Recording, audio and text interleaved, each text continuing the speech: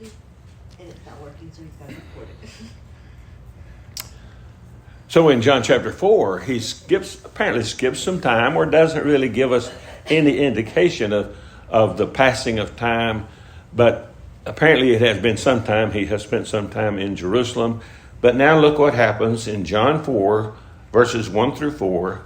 Therefore, when the Lord knew that the Pharisees had heard that Jesus made and baptized more disciples than John, though Jesus himself did not baptize, but his disciples, he left Judea and departed again to Galilee, but he needed to go through Samaria. Now keep in mind that Jerusalem, it was on the top of a hill. It was kind of on the border between Judah and Benjamin, those two tribal territories.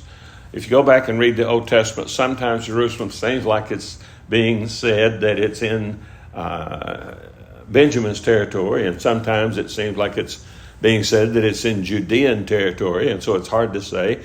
It may be if there was like a movable boundary, such as a river. As a river changes course, then a boundary would change. And so, but Jerusalem, most usually in the New Testament, associated with Judea, even though it's on a mountain, and Judea really is kind of out from there to the west, from the west northwest to the east northeast. And so he spent some time down there in Jerusalem and Judea. But now he knew this. Now, the word Lord, as I've mentioned before, it can refer to God. Here it does refer to Jesus, but not necessarily in his deity. Whenever you see the word, and if you look in your Bibles at John chapter 4 and verse 1, you will see that the word Lord is spelled with one capital L, and then the rest of the letters O-R-D are lowercase. Now, when the word Lord is a reference to God for certain, for sure, it will have a big L and then smaller caps for O-R-D. And so that's called small caps. And so, but this one does not have caps except for the first letter. So that means it's just the equivalent of Lord, Sir, person of prominence.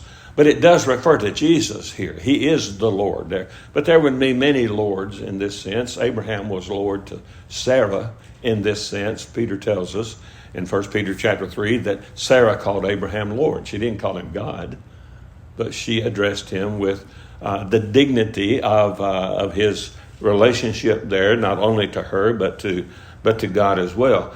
And so Jesus knew something here. He knew that the Pharisees had heard something. Whether this was intuitive knowledge, whether he gathered it from body language of those around him, whether he heard it by the grapevine, so to speak, we just don't know how he came to know this. But when he knew that the Pharisees had heard that he had made and baptized more disciples than John. John had made many disciples and had baptized them. Now, Jesus and his apostles, they come along during the ministry of John, before John dies, and they are also making disciples and baptizing them. Now, they are not baptizing them in connection with the Great Commission, because it had not been made yet. The baptism that John and his apostles performed was the same, in effect, that John performed. It was a baptism that was to indicate the repentance of the Jews who had left God and were no longer faithful to the law of Moses. And so Jesus is baptizing, making disciples and baptizing more disciples than John. And so the disciples are growing. Here are people that want to learn about the coming Messiah. Jesus has not yet at this point announced that he is the Messiah, although he will do so in this particular chapter. But then it says in parentheses, though Jesus himself did not baptize, but his disciples. Jesus did not perform these baptisms. Anybody can put another body under the water. That is not anything that requires inspiration. It doesn't require a great deal of Bible knowledge. All it requires is sufficient bodily strength to lower the other person into the water. And so Jesus was teaching, and the apostles were baptizing under his direction, under his oversight. And so he is credited with the baptisms that they perform. And that would be, and so it only makes sense that the 12 of them working under Jesus could baptize more disciples than John did, even though John had been at it for some 3 years at this point. Then it says, when he heard this, he left Judea and departed again to Galilee. So he goes back to Galilee. It seems like Galilee is his home base. Why would Galilee be his home base? That's where he was born, right? No, it wasn't where he was born. He was born in Bethlehem, which is in Judea. But he was raised in Galilee, the city of... Samaria? Not Samaria. Starts with an N. Nazareth, that's right. So he was called Jesus the Nazarene because he was from Nazareth. That is, that's where he came from. That's where he began his ministry. So people associated him with Nazareth and Galilee more than they associated him with Bethlehem. They didn't know he was born in Bethlehem. And so this is one of the reasons that they discounted his claim to be the Messiah. They said, no, you came from Galilee. Messiah's supposed to come from Bethlehem. Well, he was born in Bethlehem. But after, remember the wise men came from the east to see Jesus. And when they had seen him and presented their gifts to him, an angel appeared and said, go back another way. Don't go back and see Herod. Herod doesn't really want to come and worship the child like he says. He wants to kill him. So they go back. Then God speaks to Joseph in a dream and says, I want you to take Jesus and Mary down to Egypt because Herod's going to be coming to kill him. And Herod, sure enough, did slaughter a lot of babies trying to get Jesus. But of course, Jesus was safe in Egypt. When they came back from Egypt, because even though Herod was dead, his son Archelaus was now reigning in Galilee, the territory of Israel that Herod the Great had reigned over was divided into 4 portions. They were tetrarchs, tetra being 4, and so there were 4 leaders, 4 governors, each with his own province. And so Archelaus, one of the sons of Herod the Great, he was ruler over Judea, and he was just as bad as his daddy, and so they didn't want to go back to Judea. So they went, let's just go back to Nazareth where we were living when we heard the call, when we heard about, you being with child and our child being the one who would save his people. So they go back to Nazareth then, and that's where he grew up. Now, it says, but he needed to go through Samaria. Now, the word needed can mean many things. It doesn't mean that it was a moral necessity, but that generally speaking, it was necessary. Now, here is a map showing Judea toward the south and Samaria in the middle. Galilee is not on this map, but it's just up above the portion on this map. Samaria is between Judea and Galilee.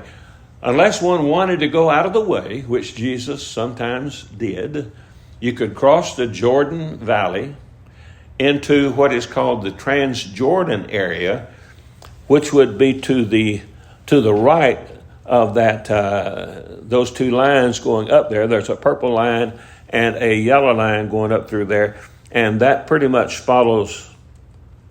I'm wrong. That pretty much follows the Jordan River, the Jordan Valley. So if they came over the Jordan Valley into what is called Transjordan, then they would go up, and once they passed the Sea of Galilee, then they would come west again into the city of Galilee. And so normally, if you wanted to go from Judea to Galilee, you'd have to go through Samaria, unless you wanted to go through a lot of trouble and cross the Jordan River. Now, here is a little bit better map that shows you Samaria and Galilee both. Now, here is Jerusalem.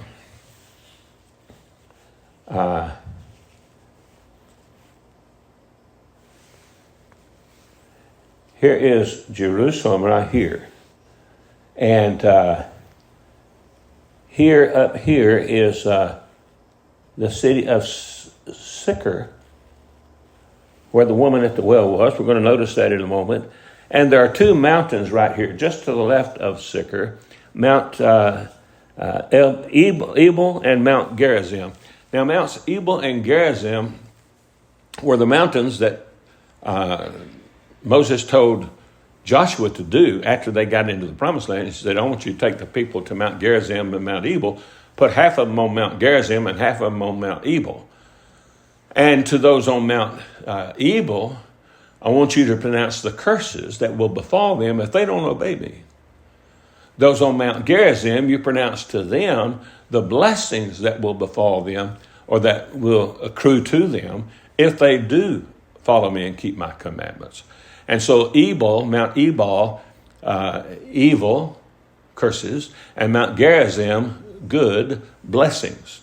And so that's where they were. And that was in what later became Samaria. It wasn't Samaria then, but it was later. We'll talk about Samaria here in just a moment.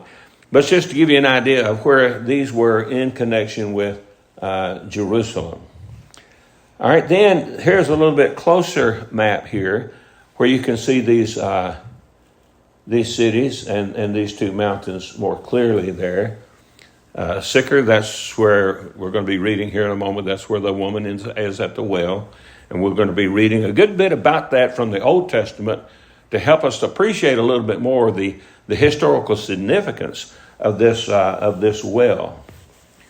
All right, then here's another map. This shows the relationship of the tribes of Israel during the Old Testament times.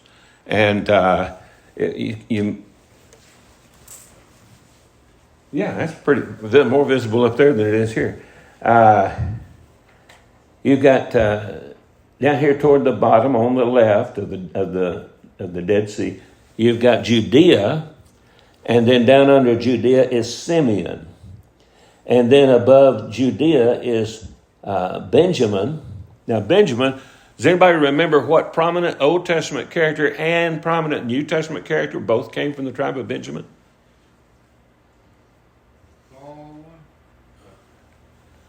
Be more clear. Who was it said that? Was that you? I said Saul. Actually, Saul is both of them. Okay. Saul, son of Kish, who became the first king over Israel, and Saul of Tarsus in Cilicia, who became the Apostle Paul. They were both from the tribe of Benjamin, though they were not necessarily located in the same place or raised in the same place.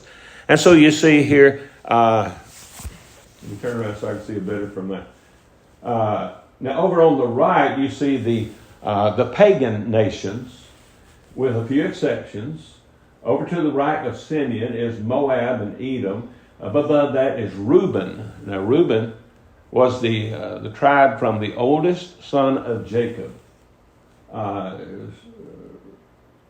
believe that's right. Reuben, Simeon, Levi, Judah. Yeah, Judah was number 4. And then up above that you've got Gad. Gad was one of the later sons, although he was older than Joseph. And up above that is East Manasseh. That's a pretty big territory up there. Over to the left, again above Judah, is Benjamin, then Ephraim, then Manasseh, then Issachar and Zebulun, and then Naphtali and Asher over there. Now, Naphtali, Asher, and Issachar, that's pretty much what later became Galilee. And so we'll talk about that maybe at various times, but I just wanted to get you that picture. If you've got Bible maps, and you may be using them, all of you may be using them, I just want to encourage you to use them if you're not, because the Bible maps, if you've got a good study Bible, will help you a lot to put some of these things together. Now in verses 5 and 6, so he came to a city of Samaria, which is called Sychar, near the plot of ground that Jacob gave to his son Joseph. Now Jacob's well was there, Jesus, therefore, being wearied from his journey, sat thus by the well. It was about the 6th hour. That would be, in Jewish terminology, that would be around noon. Now, I want us to read a couple of Old Testament passages, or a few Old Testament passages. Look at Genesis chapter 33.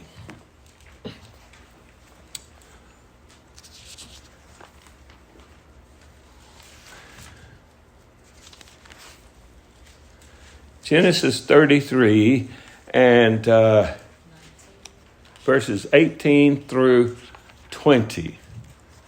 Genesis 33, 18 through 20. Are you there, Stacy? We're going to let you read first when you get there.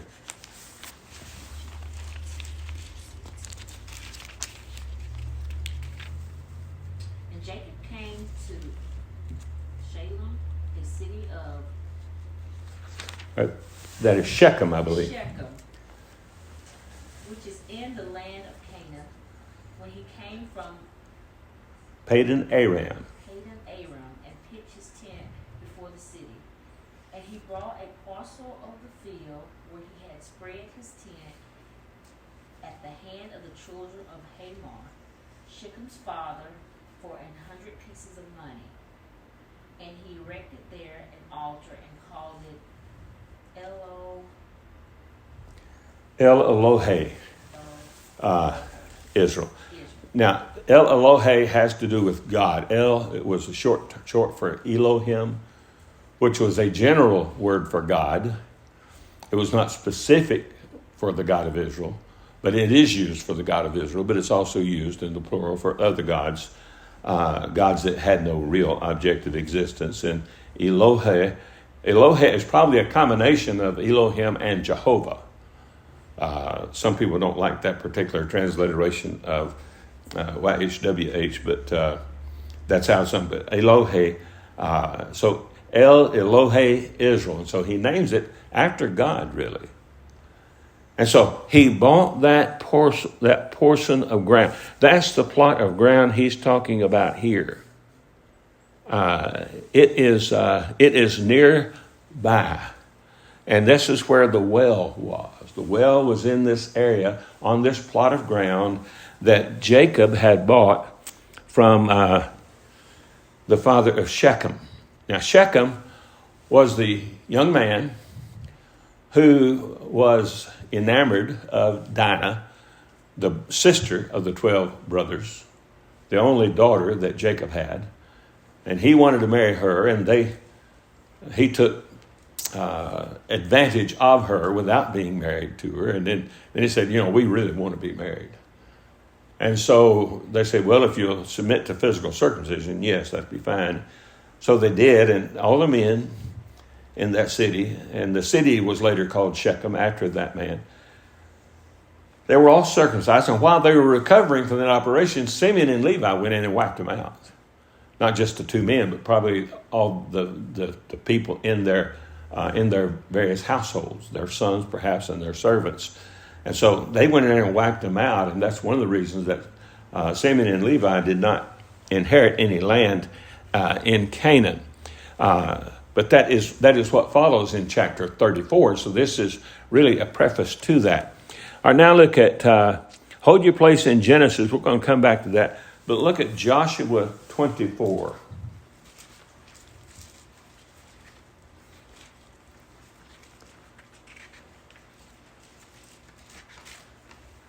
What is taking place generally in the book of Joshua?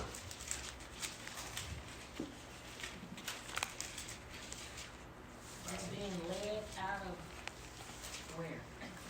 where? Now Joshua, they're already in Canaan. But something happens in Canaan that the book of Joshua primarily is dealing with. There are other things, but primarily he's dealing with the division of land to the Israelites. It's during the time of Joshua that these divisions here were made. And so that's what's happening here in Joshua chapter 24. But look at verse 32. Joshua 24:32. Monica, would you read that, please? Joseph, which the children of Israel brought up out of Egypt, buried they in Shechem, in a parcel of ground which Jacob bought of the sons of Hamor, the father of Shechem, for 100 pieces of silver, and it became the inheritance of the children of Joseph. All right, so this was really, aside from a cave that Abraham had bought in which to bury Sarah, this was the only piece of land owned by the people of Israel until they were brought back in here by Moses and given all of it. And they paid for it. Abraham paid for the cave of Machpelah, even though he was going to inherit all of it. And Jacob paid for this plot of ground here. And Joseph had given the people commandment, when God delivers us, I'm going to be dead, and I want you to take my bones and I want you to bury them in that plot of ground that our father Jacob bought from the father of Shechem. And that's what they did. And so there's a continuity there.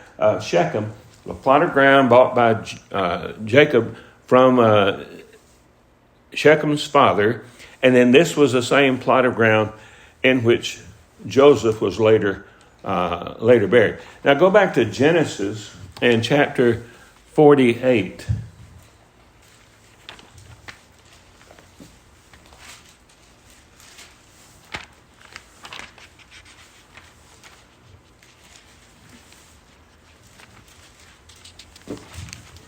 And verses 21 and 22. Charlie, would you read that? Sure.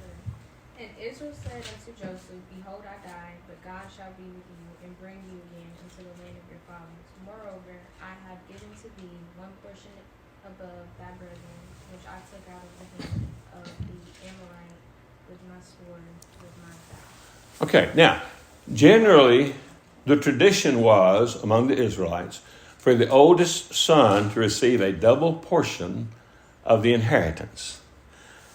But Reuben had laid with his father's concubine and disqualified himself from that double portion. Simeon and Levi, they were the ones that went in and killed the men of Shechem and disqualified themselves from that.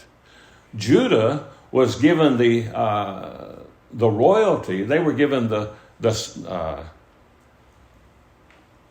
scepter of royalty. But the double portion of inheritance was given to Joseph at this point because he had two sons.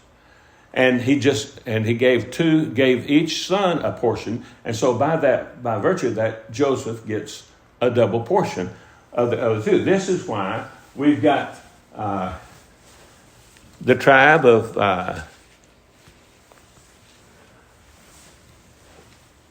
Manasseh over here in the middle on the left, and Ephraim just under that. Those were the two sons of Joseph. But then Manasseh, there were so many they couldn't fit in there, so someone said, well, just give us this land over here on the other side of the Jordan, the Transjordan area. And Moses said, well, okay, but you got to go with us over there and help us defeat these Canaanites. So, okay, we'll do that. And so after they did that, then they went back over here and settled that land. And so you've got Ephraim and Manasseh each having a portion of the promised land, and then half of the tribe of Manasseh being satisfied with a portion that was not in the promised land. It was outside the promised land. But by virtue of Ephraim and Manasseh each getting a plot of land, Joseph got a double portion. And so that's what he's referring to here in verses 21 and 22. Again, 22, I've given to you one portion above your brother. Some translations say one shoulder, but portion is the idea, which I took from the hand of the Amorite with my sword and bow. Now, this land was taken in war in the promised land. And so, Jacob,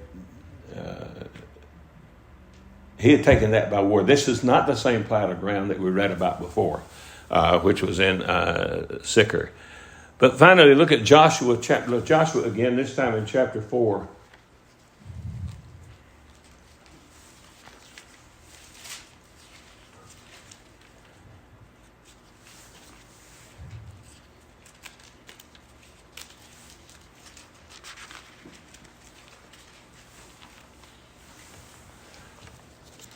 and verse 12.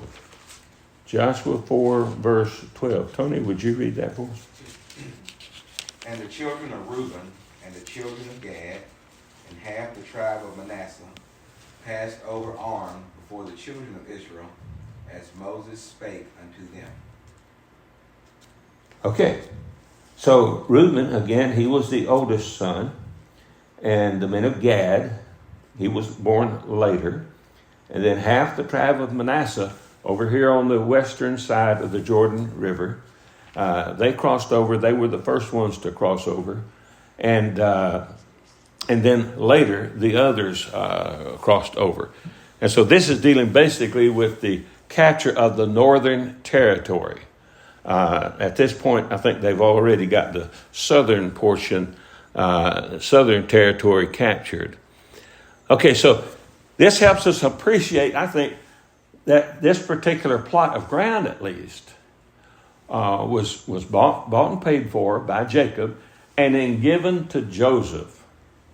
And Joseph had 2 portions of the land, and they were distributed among his 2 sons, Manasseh and Ephraim.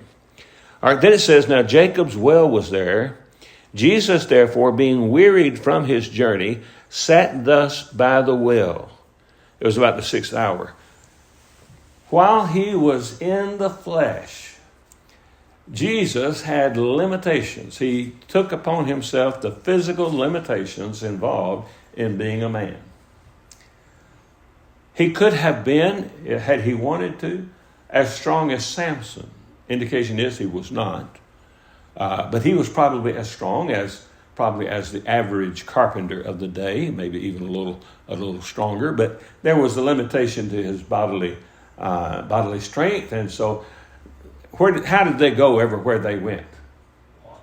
They walked. That's right. So they would get tired. So Jesus is tired. Now, my thinking, and you can put this down as opinion if you want to. My thinking is the reason he needed to go to Samaria is because he knew this woman was going to be at that well. And so in his own mind, she didn't do it. He had an appointment. He could see an opportunity to teach. And this is exactly what happens. He takes advantage of an opportunity to teach somebody, but I don't think it's an advantage that happened by chance. Now, here is a photograph of Jacob's well. It is now under, I understand, an Eastern Orthodox church. An Eastern Orthodox church that is kind of sort of like the Catholic Church, but not Catholic. But they've got this. I think they built up above it, and so it's kind of downstairs. But that's Jacob's well, and some of that is probably fairly. I'm sure they've replaced the rope several times. That may be a fairly new bucket there. But that's Jacob's well, and it's on display there for people who visit the area, and so that's still standing. Now, I want to bring all this out because if we were studying the Book of Mormon, we wouldn't be able to do this. Because none of the places talked about in the Book of Mormon, except for Jerusalem, has ever been found. And those events, after they left Jerusalem and came to America, all those events supposedly took place on the North American continent. But you can't find any of those places. And that gives the lie to the fact that, to the supposed fact or the supposition, the claim that it is a historical book. It's not a historical book. Now, getting back to John chapter 4. A woman of Samaria came to draw water. Keep in mind, they didn't have indoor plumbing. I can remember watching I remember watching the Beverly Hillbillies not too long ago. I started watching the Beverly Hillbillies again, and it is really funny. And they're complaining about having to go out to the well and get the water to bring it in to wash clothes and cook with it. Everything. Granny was complaining. When they got to Beverly Hills, she thought, well, you would think these people at least have a pump in the house, and they didn't even have a pump in the house. She didn't know what them faucets were for. And so she had to be educated about that. But they didn't have no running water, and so there was a well centrally located, and people from the surrounding villages, they would come to this well, and they would get what they thought was enough water to get them through the day. And so she's coming to draw water. Jesus is weary, and I believe that he is striking up a conversation using a subject that he is going to turn around and use as a symbol for something spiritual. All right, so Jesus said to her, "Give me a drink." For his disciples had gone away into the city to buy food. Then the woman of Samaria said to him, "How is it that you, being a Jew, ask a drink from me, a Samaritan woman? For Jews have no dealings with Samaritans." Now, we're going to go back to the Old Testament again. 2 Kings chapter 17. In 2 Kings chapter 17, we see some of the events involved in the northern and southern kingdoms. 2 Kings chapter 17, and beginning with verse 24,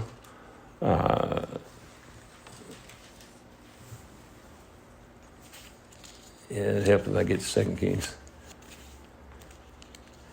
And we're going to read through about verse 30. Rob, would you read 17 through 21? 24 through... 24. 24 through 30, yeah. Then the king of Syria brought people from Babylon, Cutha, Ava, Haman, and from Sepharvaim, and placed them in the cities of Samaria instead of the children of Israel. And they took possession from the Samaritans well in its cities. And it was so at the beginning of their dwelling there. They did not fear the Lord, therefore the Lord sent lions among them, which killed some of them. So they spoke to the king of Assyria, saying, "The nation whom you have removed and placed in the cities of Samaria do not know the rituals of the God of the land. Therefore he had sent lions among them, and indeed they are killing them because they do not know the rituals of the God of the land." Then the king of Syria commanded, saying, "Send there one of the priests from whom you brought from there. Let him go and dwell there. Let him teach them the rituals of God of the land." Then one of the priests whom they had carried away from Samaria came and dwelt in Bethel and taught them how they should fear the Lord. That's good right there. Now, for a long time, I have been misteaching this. I thought they brought a bunch of them priests in there, but one priest they brought in. The Israelites, remember that when the 10 northern tribes split, Jeroboam son of Nebat took them immediately into idolatry, and they never came back. And so they were giving lip service to God. As a matter of fact, the word Lord here, if you'll notice, it's got the small caps in it. This is talking about God. The worship was perverted anyway. But these people didn't know any of the rituals that were still being practiced that were related to the law of Moses. And so they sent this priest in there. Of course, he's going to teach them more than the law of Moses. He's going to teach them about Moloch and some of these other false gods, Baal. So their worship is not much better, but at least they're giving lip service to the one true and living God. Now, this is where the Samaritans came in. Because this area was Samaria, then the people took the name of Samaritans. I have said erroneously that they were a mixed breed because of all these priests they brought in, but there's only one priest. So they weren't really a mixed breed. They were Gentiles from all over the Assyrian Empire that had been transplanted into the place to, quote, serve, unquote, God. And when the Jews came back from Babylonian captivity to build the city and the temple, these people wanted to help, but the Jews wouldn't have anything to do with them. not because they were half breeds, but because they were Gentiles. And so there was this animosity that continued throughout the Old Testament and into the New Testament. And so this is why the woman is surprised, because Jews did not generally have anything to do with Samaritans. And especially they wouldn't talk to a Samaritan woman. And so she had two votes against her there. She was a Samaritan and she was a woman. And so she is surprised at that. All right, we're going to stop there and pick up with verse 10 next Wednesday night.